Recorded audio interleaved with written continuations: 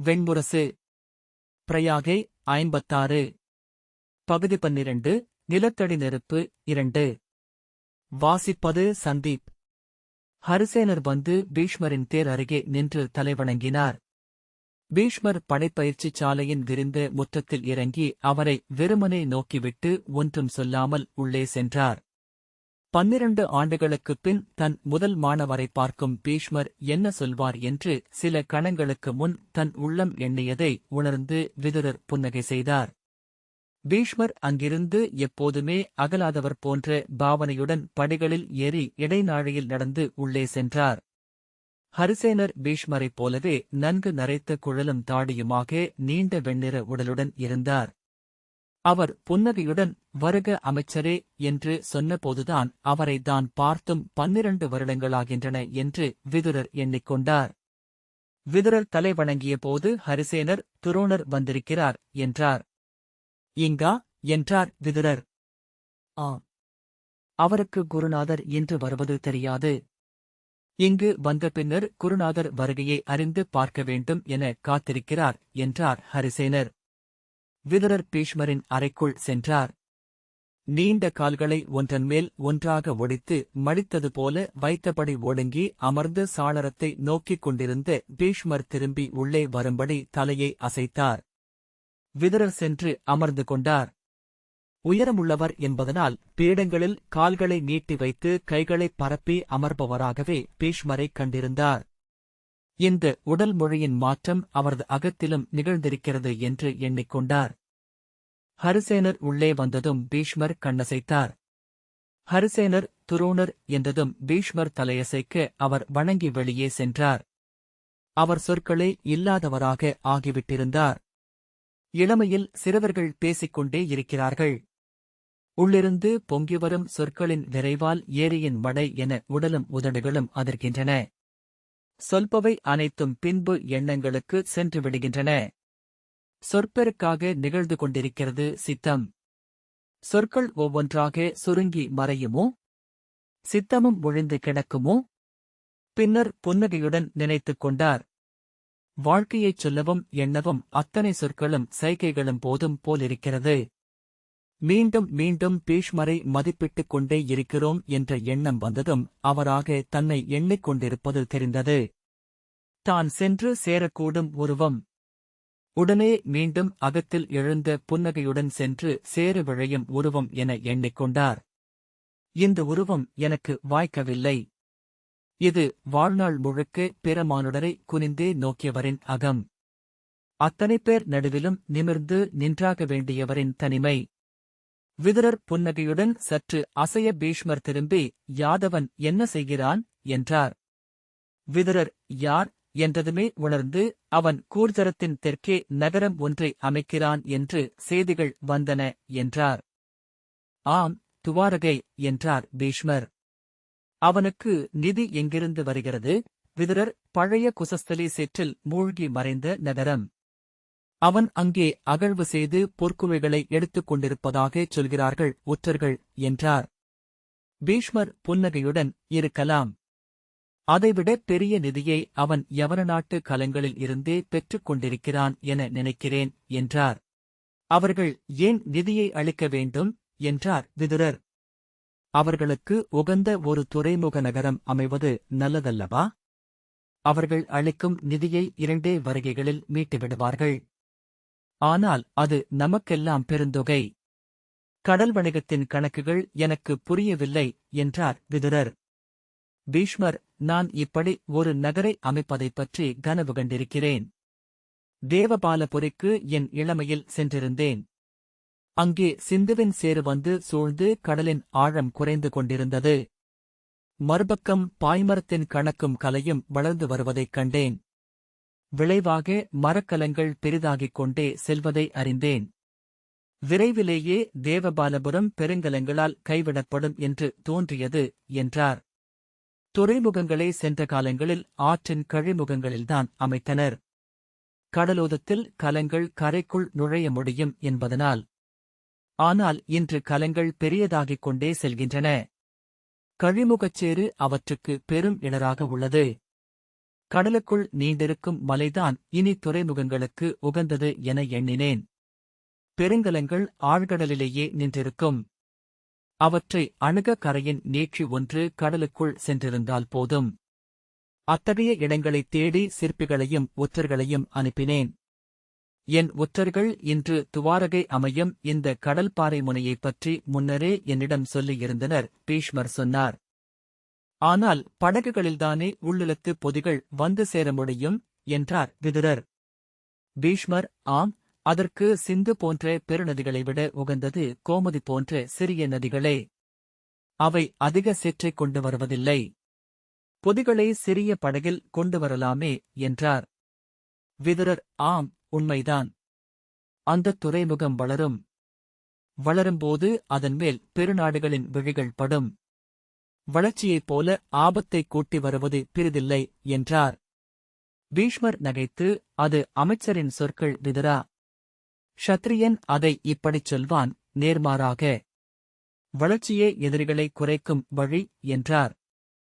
விதுரர் சில கணங்கள் கைகளில் முகம் வைத்து அமர்ந்திருந்துவிட்டு, அவன் எனக்கு அச்சமூட்டுகிறான் பிதாமகரே. நெறிகளை ஒரு கணம் கூட தயங்காமல் கடந்து செல்கிறான் என்றார். அவனைப் பற்றி ஒவ்வொன்றையும் அறிந்து கொண்டுதான் இருந்தேன் என்றார் பீஷ்மர். தாங்கள் வாழும் காலகட்டத்தை மீறிச் செல்பவர்கள் நெறிகளை பொருட்டாக எண்ணுவதில்லை. ஏனென்றால் அவை நிகழ்காலத்தால் வகுக்கப்படுபவை. அவன் எதிர்காலத்தின் மைந்தன். விதுரர் சினத்துடன், அவனால் அஸ்தனபுரி பெரும் இக்கட்டுக்குள் சிக்கிக் கொண்டிருக்கிறது பிதாமகரே. அவன் தன் இனிய வஞ்சத்தால் யாதவ அரசியைக் கவர்ந்து அஸ்தனபுரியை போரில் ஈடுபடுத்தினான். அதை நான் எதிர்த்தேன். அப்போது என்னை அவமதித்தான் என்றார். மூச்சிறைக்க கண்களில் நீர் பரவ அன்று நிகழ்ந்ததை எல்லாம் சொன்னார். பீஷ்மரின் முகத்தில் புன்னகை பரவுவதைக் கண்டதும் விதுரர் சினத்துடன் எழுந்து, சிரிக்க வேண்டாம் பிதாமகரே. நான் அக்கணத்தில் அங்கே உருகி இறந்ததைப் போல் உணர்ந்தேன் என்றார். இறந்தாய், மீண்டும் பிறக்கவில்லை என்றார் பீஷ்மர். நெஞ்சு விம்மி உதடுகள் அதிர தளர்ந்த கால்களுடன் விதுரர் அமர்ந்து கொண்டார். விதுரா, உன் அச்சங்களும் எச்சரிக்கைகளும் தேர்ந்த அரசியல் மதியாளன் அறிந்து சொல்ல வேண்டியவை. அவற்றை நீ சொன்னதில் எப்பிழையும் இல்லை. நீ பாரத வருஷத்தின் மாபெரும் அமைச்சன். ஆனால் நீ அரசன் அல்ல. அமைச்சன் நாடாளக்கூடாது, அரசனே ஆள வேண்டும் என வகுத்த முன்னோர் அறிவில்லாதவர்களும் அல்ல. அரசனை இயக்கும் விசையை சாத்திரம் என்றனர் நூலோர். அதன் விசையை கட்டுக்குள் வைத்திருக்கும் நடைமுறை அறிவையும் நூலறிவையும் அளிப்பவர்கள் அமைச்சர்கள். அரசன் சிறந்த அமைச்சர்களை வைத்திருக்க வேண்டும், அவர்களின் சொற்களை கேட்க வேண்டும். ஆனால் தன் வீரம் அளிக்கும் துணிவால் அவர்களை கடந்து சென்று முடிவுகளை எடுக்கவும் வேண்டும் என்றார் பீஷ்மர். திகைப்புடன் நோக்கிய விதுரரைப் பார்த்து பீஷ்மர் புன்னகையுடன் சொன்னார், அன்று நான் அவையில் இருந்திருந்தால் ஒன்றைத்தான் கேட்டிருப்பேன், உன்னிடமும் எனக்கு நானேயும். நாம் மகதம் நம்மை தாக்கிவிடக்கூடும் என அஞ்சி ஒடுங்கி யாதவர்களுக்கு உதவுவதைத் தவிர்க்கிறோம். ஆனால் மகதம் நம்மை தாக்கினால் என்ன செய்வோம்? எதிர்கொள்வோம் அல்லவா? அந்த எதிர்கொள்ளலை ஏன் யாதவ கிருஷ்ணனின் பொருட்டு செய்யக்கூடாது? அதைச் செய்யும் அளவுக்கு யாதவனின் உறவு நமக்கு மதிப்புள்ளதா? ஆம் என்றால் அதைச் செய்வதில் என்ன பிழை? அந்த வினாக்களின் அடிப்படையில்தான் முடிவெடுத்திருப்பேன். ஆனால் என விதுரர் சொல்லத் தொடங்கியதுமே கையசைத்த பீஷ்மர், படையெடுப்பு உன்னை மீறி நிகழ்ந்தது. மதுரா கைப்பற்றப்பட்டது. கூர்ஜரம் தோற்கடிக்கப்பட்டது. என்ன நடந்தது? நீ எண்ணியது போல மகதம் படை கொண்டு வந்ததா என்ன? நீ நிலைமையை வென்று செல்லவில்லையா என்ன? அதற்கு உன் கூர்மதி உதவியதே. அதை ஏன் அந்த இக்கட்டு நிகழும் முன்னரே நாமே முடிவெடுத்து செய்திருக்கக் கூடாது என்றார். விதுரர், ஏன் ஆபத்தை வரவழைக்க வேண்டும் என்றார். பீஷ்மர் நகைத்து, அதுதான் அமைச்சனின் உள்ளம். க்ஷத்ரியனின் உள்ளம் என்பது தேவை என்றால் ஆபத்தை நோக்கிச் செல்வதே. அரைக்கூவல்களை சந்திப்பதற்கான துணிவே க்ஷத்ரியனை பிறரிடமிருந்து வேறுபடுத்துகிறது என்றார். பீஷ்மர் சொன்னார், நான் யாதவனுக்கு படைகளை அளித்திருப்பேன். நம்மை நம்பி அவன் தூது வந்தது பாரத வருஷத்தின் அத்தனை அரசுகளுக்கும் தெரியவரும். நாம் அவனை கைவிட்டோமென்றால் அதன் மூலமே நாம் வலுவற்றவர்கள் என்பதை அத்தனை மன்னர்களுக்கும் தெரிவித்தவர்களாவோம். விதுரர் நிமிர்ந்து இமைக்காமல் நோக்கினார். சிந்தித்துப் பார் என்றார் பீஷ்மர். யாதவ அரசியின் நாடும் அவள் குலமும் மகதத்தால் அழைக்கப்பட்டது. அவள் பிறந்து மண் சூறையாடப்பட்டு அவள் தந்தையே நாடிலியாக ஓட நேர்ந்தது. அவள் குருதிச் சுற்றமாகிய தமையனின் மைந்தன் நேரில் வந்து உதவி கோருகிறான். அவர்கள் குலத்தில் மருகன் என்பவன் மைந்தனுக்கும் மேலானவன். அத்தையின் உடைமையிலும் குடியிலும் உரிமை கொண்டவன். அவனுக்கு உதவாமல் நாம் திருப்பி அனுப்பினோமென்றால் அது அளிக்கும் செய்தி என்ன? விதுரை குனிந்து நோக்கி மெல்லிய புன்னகையுடன் பீஷ்மர் சொன்னார். எந்த க்ஷத்திரியனும் அதை ஒரே கோணத்தில்தான் புரிந்து கொள்வான். உதவும் நிலையில் அஸ்தினபுரி இல்லை என்று. அது வலுவற்றிருக்கிறது, அஞ்சிக் கொண்டிருக்கிறது என்று. உண்மையில் நாமிருக்கும் நிலையை விட மிகக் குறைவாகவே நம்மை அது காட்டும்.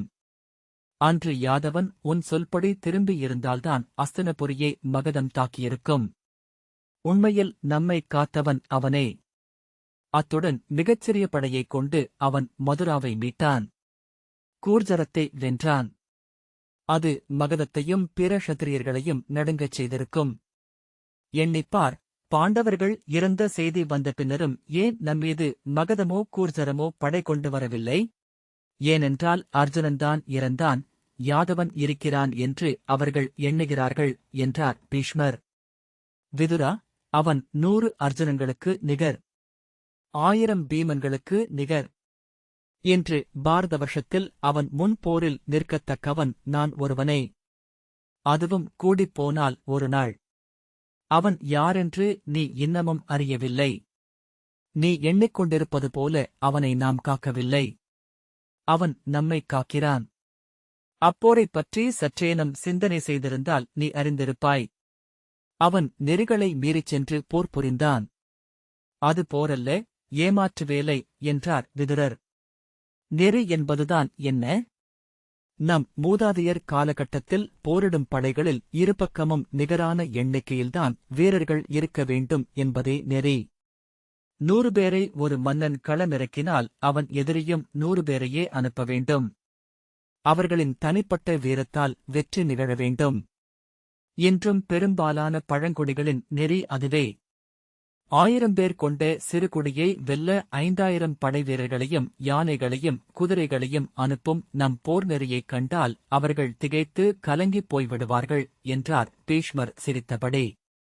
நீ செய்ததும் நம் மூதாதையரால் போர் நெறியல்ல என்றே கொள்ளப்படும். படைகளை எல்லைக்குக் கொண்டு சென்று தாக்கப் போவதாக அச்சுறுத்தி அவர்களை கலைத்தாய் அல்லவா என்றார் பீஷ்மர். அது களச்சூழ்ச்சி என்றார் விதுரர். இன்னொருவருக்கு அது வஞ்சகம் என்றார் பீஷ்மர். கோணங்கள் மாறுபடுகின்றன, அவ்வளவுதான். விதுரர் சீற்றத்துடன், என்ன சொல்கிறீர்கள் பிதாமகரே? சரணடைந்தவர்களை கொல்லலாமா? நாசிகளை வெட்டுவது எந்த நெறியின் பார்ப்படும் என்றார். நான் இன்று ஒன்றைத்தான் பார்ப்பேன் என்றார் பீஷ்மர். அதன் மூலம் என்ன நிகழ்ந்தது? அந்த உச்சகட்ட அழிவு உருவாக்கிய அச்சத்தின் விளைவாகவே போர் அத்துடன் நின்றது. அதற்கு மேல் எவரும் சாகவில்லை. இல்லையேல் மதுரா மீது ஆசுர நாட்டினரின் சிறிய படையெடுப்புகள் தொடர்ந்து நடந்து கொண்டிருக்கும். ஒவ்வொரு நாளும் இங்கே இறப்பு எண்ணிக்கை வந்து கொண்டிருக்கும். சிரித்தபடி எழுந்த பீஷ்மர், இன்று பாரத வருஷம் முழுக்க அநாசர்களான அடிமைகளை வைத்து வேலை வாங்கும் வழக்கம் உள்ளது. அதை நான் ஒப்ப மாட்டேன். அஸ்தினபுரியில் அதற்கு இடமில்லை. ஆனால் இறந்தவர்களின் நாசிகளை வெட்டுவது ஒன்றும் கொடும் செயல் அல்ல, அது அவர்களை அச்சுறுத்துவதுதான். நெறிசார்ந்த போரைவிட சற்று நெறிமீறிய வெறும் அச்சம் நல்லது. அது எவரையும் கொல்வதில்லை என்றார். அப்படியென்றால் நெறி என்பதுதான் என்ன என்றார் விதுரர். இன்றைய நெறி ஒன்றே, போரை கூடுமானவரை தவிர்ப்பது. போர் நிகழுமென்றால் அது போருக்கென எழும் படைவீரர்கள் நடுவே மட்டும் நிகழ வேண்டும். எளிய குடிகளில் எவரும் போரில் இறக்கலாகாது. வேளாண் நிலம் அழியவோ நீர்நிலைகள் மாசுறவோ கூடாது. வணிகமும் தொழிலும் அழிக்கப்படலாகாது என்றார் பீஷ்மர். விதுரர் எண்ணங்களின் எடையுடன் நின்றார். அந்த நெறியை ஒருபோதும் யாதவன் மீறமாட்டான் என்றே நான் எண்ணுகிறேன். அவன் சீற்றமே போர் என்ற பேரில் மக்களையும் மண்ணையும் சிதைக்கும் அரசுகளுக்கு எதிராகத்தான். ஹரிசேனர் வந்து வணங்கியதும் துரோணர் உள்ளே நுழைந்து தலை வணங்கி, பிதாமகருக்கு வணக்கம். தங்களைச் சந்திப்பது குறித்து சற்று நாட்களாகவே எண்ணிக்கொண்டிருந்தேன் என்றார். துரோணரை வணங்கி அமரச் செய்துவிட்டு பீஷ்மர் அமர்ந்தார். விதுரர் எழுந்து சாளரத்தின் ஓரமாக நின்று கொண்டார். தன் கால்கள் ஏன் நடுங்கிக் கொண்டிருக்கின்றன என எண்ணிக்கொண்டார். வசைபாடப்பட்டவர் போல, தீய செய்தி ஒன்றைக் கேட்டவர் போல அகம் கலங்கியிருந்தது. பாண்டவர்களின் இறப்புச் செய்தியை அறிந்து வந்தீர்கள் என்றார்கள் என்றார் துரோணர். ஊழின் பெருந்திட்டத்தை மானுடரின் எளிய சித்தம் ஒருபோதும் தொட்டறிய முடியாது. இறப்பு அதன் பேருருவுடன் எழுந்து நிற்கும்போது நாம் நம் சிறுமையை உணர்கிறோம். அந்த வெற்று முறைமைச் சொற்களைக் கேட்டபோது விதுரர் அதுவரை தன்னில் இருந்த நடுக்கம் அகன்று உடம்பெங்கும் சினம் அனலாக பரவுவதை உணர்ந்தார். அவ்வகையில் இறப்பும் நல்லதே. அது நாம் பரம்பொருளை உணரும் தருணம் அல்லவா என்று துரோணர் சொல்லிக் கொண்டே சென்றார். என் முதல் மாணவன் என்று பார்த்தனைச் சொன்னேன். அவனை இழந்தது எனக்குத்தான் முதன்மையான துயர். ஆனால் என்ன செய்ய முடியும்? தாடியை நீவியபடி புன்னகையுடன் பீஷ்மர் தலையசைத்தார். நீள் மூச்சுடன் துரோணர் தொடர்ந்தார். இன்று இருப்பவர்களில் கர்ணனும் என் மாணவனே. அர்ஜுனனுக்கு நிகரானவன். அஸ்வத்தாமனும் கர்ணனுடன் வில் குலைக்க முடியும். வெளியே சென்றுவிட்டால் என்ன என்று விதுரர் எண்ணினார். ஆனால் உடலை அசைக்க முடியவில்லை. அஸ்தினபுரியின் அரசர் துரியோதனனை பலராமரின் மாணவர் என்று சொல்கிறார்கள். துரியோதன மன்னர் உண்மையில் கதாயுத்தத்தின் அடிப்படைகளை என்னிடம்தான் கற்றார் என்பதை மறந்துவிடுகிறார்கள். அத்துடன் அவருக்கு வலக்கை கர்ணன் என்றால் இடக்கை அஸ்வத்தாமன் அல்லவா? பீஷ்மர் அஸ்வத்தாமன் எப்படி இருக்கிறான் என்றார். துரோணர் முகம் மலர்ந்து நலமாக இருக்கிறான். அவன் நாடாளவே பிறந்தவன் என்கின்றனர் சூதர். இன்று பாரத வருஷம் முழுக்க அவனைப் பற்றியே மன்னர்கள் அஞ்சுகிறார்கள். சத்ராவதி இன்று பாரத வருஷத்தின் பெருந்துறைமுகமாக ஆகிவிட்டது. நாளொன்றுக்கு 200 பெருநாவாய்கள் வந்து செல்கின்றன அங்கே. கருவூலம் மலைத்தேன் கூடு போல பெருத்து வருகிறது. சில வேள்விகளைச் செய்யும் எண்ணம் அவனுக்கு உள்ளது. அதன்பின் அவனை சத்ரபதி என்று க்ஷத்திரியர்களும் எண்ணுவார்கள். துரோணரின் குரல் உரக்க எழுந்தது. கைகளை வீசி கிளர்ச்சியுடன் இத்தனை அரசு சூழ்தலை அவன் எங்கிருந்து கற்றான் என்றே நான் வியப்புறுவதுண்டு. அவன் அன்னை அவனுடன் இருக்க விழைந்து சத்ராவதிக்கே சென்றுவிட்டாள். அங்கே அவளுக்கென கங்கைக் கரையிலேயே அரண்மனையும் 7 குதிரைகள் பூட்டிய தேரும் அளித்திருக்கிறான். என்னை அங்கே அழைத்தான். நான் இங்குதான் என் ஆசிரியப்பணி என்று சொல்லிவிட்டேன் என்றார். பீஷ்மர் அவன் நல்லரசை அமைப்பான் என்று நான் எண்ணினேன். நல்லது என்றார். துரோணர் இருக்கையில் முன்னகர்ந்து அவனைப் பற்றி பாடிய ஒரு சூதன் இன்று பாரத வருஷத்தை ஆளும் சக்கரவர்த்தியாகும் வீரமும் ஞானமும் உடையவன் அஸ்வத்தாமன் மட்டுமே என்றான். அந்தக் காவியத்தை இங்கே என்னிடம் கொண்டு வந்து காட்டினான் என்றார். அதன் பின்னரே அவர் பிழை நிகழ்ந்துவிட்டது என்று உணர்ந்தார். உடலை அசைத்து நான் சொன்னேன் அது நிகழும் என்று. பாரத வருஷத்தை கௌரவ இளவரசர் ஆளும் நாள் வரும். அப்போது அருகே வில்லுடன் நிற்பவன் அவன். அவன் கொடிக்கீழ் பாரத வருஷம் அன்றிருக்கும் அல்லவா என்றார். பீஷ்மர் புன்னகையுடன் உண்மை என்றார். விரைவாக பேச்சை மாற்றிய துரோணர் புதிய மாணவர்கள் வந்திருக்கிறார்கள் என்றார். அவர்களை தங்கள் படைக்கலப்புரையைக் காட்டவே அழைத்து வந்தேன். தாங்கள் இங்கிருப்பது அவர்களின் நல்லூர். அவர்களை தலை தொட்டு வாழ்த்த வேண்டும் என்றார். அழைத்து வாருங்கள் என்று பீஷ்மர் சொன்னதுமே துரோணர் எழுந்து அவரே கதவைத் திறந்து வெளியே சென்றார். பீஷ்மர் திரும்பி விதுரரை நோக்கி கண்கள் ஒளிர மெல்ல நகைத்தார். விதுரர் அர்ஜுனன் இறந்தாலும் அரசில் தன் இடம் குறையாது என்று காட்ட விழைகிறார் என்றார். பீஷ்மர் இதை நீ கண்டிருக்கலாம் விதுரா. பொதுவாக இளையோரின் இறப்பு முதியவர்களுக்கு பெருந்துயரை அளிப்பதில்லை. அவர்கள் தாங்கள் இன்னும் இருக்கிறோம் என்ற எண்ணம் வழியாக அதை கடந்துவிடுகிறார்கள் என்றார். விதுரர் மேலே பேசுவதற்குள் துரோணர் உள்ளே வந்து வணங்கி, நால்வரை இங்கே அழைத்து வந்தேன் பிதாமகரே. இன்று என் மாணவர்களில் இவர்களே வல்லமை வாய்ந்தவர்கள் என்றார். திரும்பி உள்ளே வாருங்கள். பிதாமகரின் பேரருள் உங்களுடன் இருக்கட்டும் என்றார். 4 இளைஞர்களும் இடையில் கச்சையாடை மட்டும் அணிந்து உள்ளே வந்தனர். துரோணர் 4 முத்துக்கள் இவர்கள்.